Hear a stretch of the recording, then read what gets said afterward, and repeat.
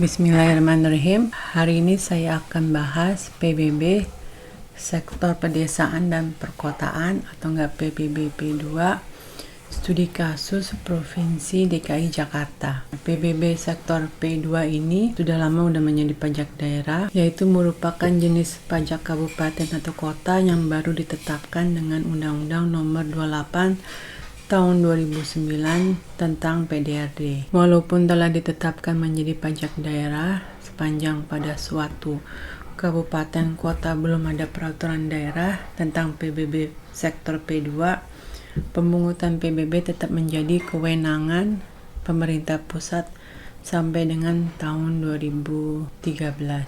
Jadi di sini ada masa transisi. Pengertian umum PBB P2 hampir sama dengan PBB umum, yaitu pajak bumi dan bangunan, pedesaan perkotaan yang selanjutnya disebut PBB P2 adalah pajak atas bumi dan atau bangunan yang dimiliki, dikuasai dan atau dimanfaatkan oleh seorang pribadi atau badan pada sektor P2 atau pedesaan dan perkotaan, kecuali yang digunakan untuk kegiatan usaha, perkebunan, perhutanan, dan pertambangan. Objek PBB sektor P2 itu perumahan, pertanian. Jadi kalau misalnya sawah luasnya di bawah 2 hektar, ini terutang PBB P2. Perkantoran, pertokoan, objek khusus, industri. Yang dimaksud dengan bangunan ini adalah jalan lingkungan yang terletak dalam satu kompleks bangunan seperti hotel, pabrik, emplasemen yang merupakan satu kesatuan dengan kompleks tersebut. Contohnya misalnya ada suatu perumahan, masuk ada pos satpam, dari pos satpam ke rumah kita ada jalanan, itu merupakan jalanan lingkungan. Jalan tol, kolam renang, pagar mewah, tempat olahraga, galangan kapal, dermaga, taman mewah, tempat penampungan kilang minyak, menara BTS, rumah susun, apartemen strata titel. Nanti insya Allah saya akan juga bahas mengenai rumah susun dan apartemen titel ini. Yang tidak dikenakan PBB pertama adalah yang digunakan oleh pemerintah dan daerah untuk penyelenggaraan pemerintah. Contohnya misalnya kantor kelurahan, ya, itu tidak dikenakan PBB. Yang kedua, untuk melayani kepentingan umum di bidang ibadah, ya, misalnya contohnya masjid, gereja, sosial, kesehatan, misalnya rumah sakit, puskesmas, pendidikan, sekolah, perguruan tinggi negeri, kebudayaan nasional yang ada tidak dimaksudkan untuk memperoleh keuntungan. Kuburan, peninggalan purbakala, cagar budaya yang tidak dimanfaatkan sebagai tempat hunian, ruang terbuka hijau, hutan digunakan oleh perwakilan diplomatik dan perwakilan lembaga internasional. Jenis objek PBB P2 terdiri dari objek pajak umum dan objek pajak khusus, di mana pajak umum ini ada yang standar dan ada yang non standar. Apa sih yang dimaksud dengan objek pajak standar? Yaitu tanah yang kurang atau enggak sama dengan 10.000 meter persegi luasnya, bangunan jumlah lantai yang kurang atau enggak sama dengan 4 lantai, dan luas bangunan lebih kecil sama dengan dari 1.000 meter persegi. Di sini persyaratannya dan berarti ini kumulatif, harus semuanya terpenuhi baru dianggap sebagai objek pajak standar. Terus apa yang dimaksud dengan objek pajak non-standar adalah objek pajak yang tidak memenuhi kriteria objek pajak standar. Jadi yang lebih dari 10.000, lebih dari 4 lantai, ya, dan lebih dari 1.000 meter luas bangunannya. Apa sih yang dimaksud dengan objek pajak khusus? Ini contohnya adalah jalan tol, bandar udara, pelabuhan laut, galangan kapal, stasiun kereta api, pembangkit listrik, tempat penampungan kilang minyak, menara base transceiver station, taman rekreasi, dan lapangan golf. Nah, penetapan NJOP PBB P2 sebagai dasar pengenaan itu dilakukan berdasarkan penilaian objek pajak bumi dan bangunan. Penilaian ini terdiri dari penilaian massal dan penilaian individual. Penilaian massal ini dilakukan terhadap objek pajak yang standar. Jadi kalau yang standar ini penilaiannya massal. Sementara penilaian individual ini dilakukan terhadap objek yang mana?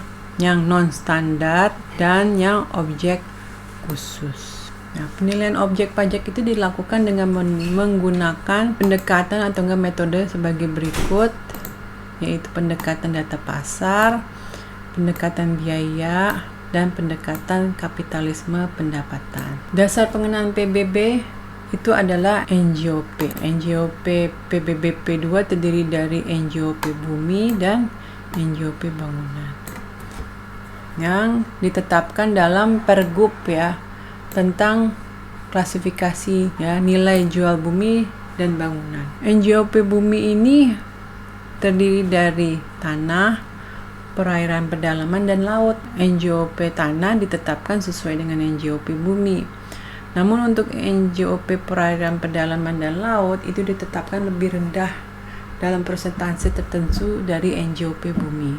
Nah, besarnya NJOP untuk bumi, untuk tanah sebagai dasar pengenaan pajak dihitung berdasarkan perkalian luas bumi dengan NJOP. Untuk NJOP bumi, perairan pedalaman dan laut juga sama ya.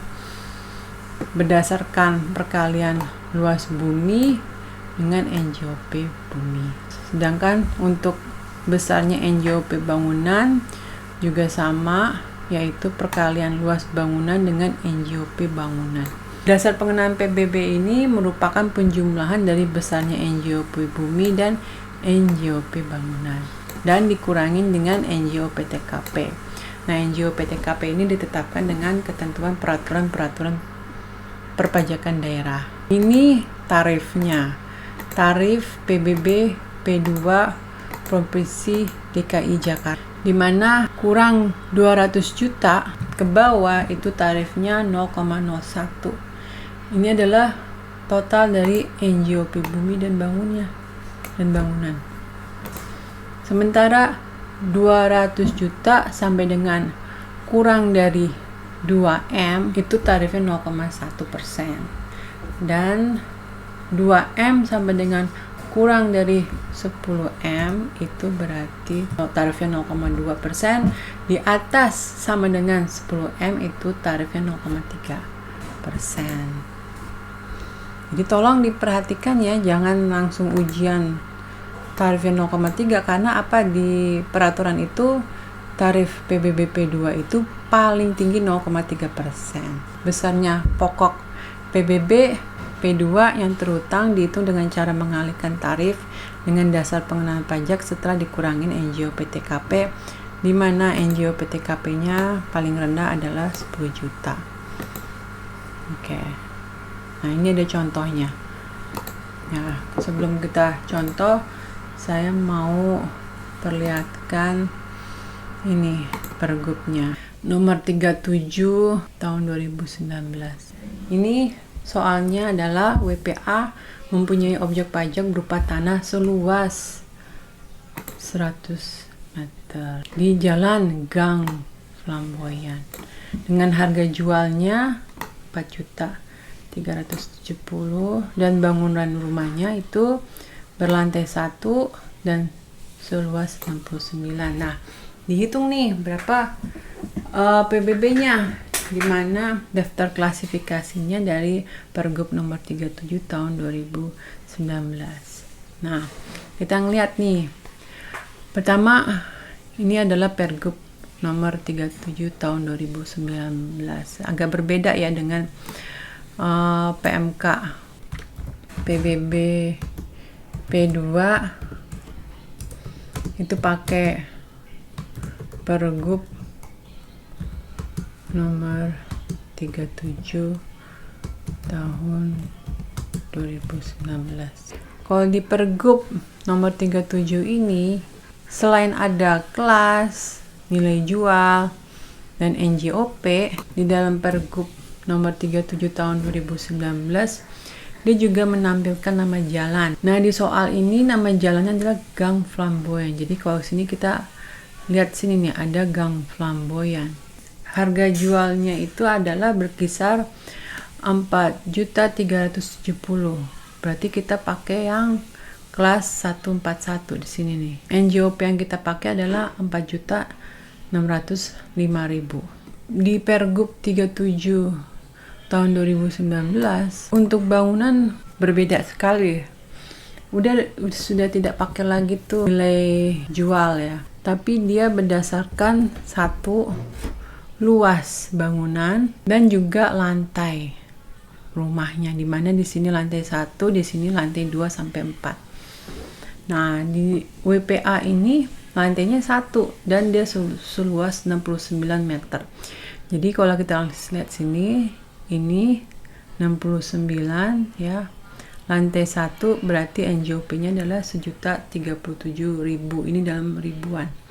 Tanah 100 kali 4.605 ya, 4.605 sini ya. Sama dengan 460.500. Bangunan 69 dikali 1.037.000 sini ya, 1.037.000 sama dengan 71.553. Ini dijumlahkan nih, ini dijumlahkan ya, dapat 5.320. Lalu dikurangin NJOP TKP dapat 522. Lalu dikalikan 0,1 karena dia di atas 200 juta, terus di bawah berapa? Di bawah 2M ya. Maka tarifnya itu adalah 0,1 kali 522 juta 53.000, dapatnya adalah 522.053 ya. Oke, kalau gitu sekian dari saya. Terima kasih. Assalamualaikum warahmatullahi wabarakatuh.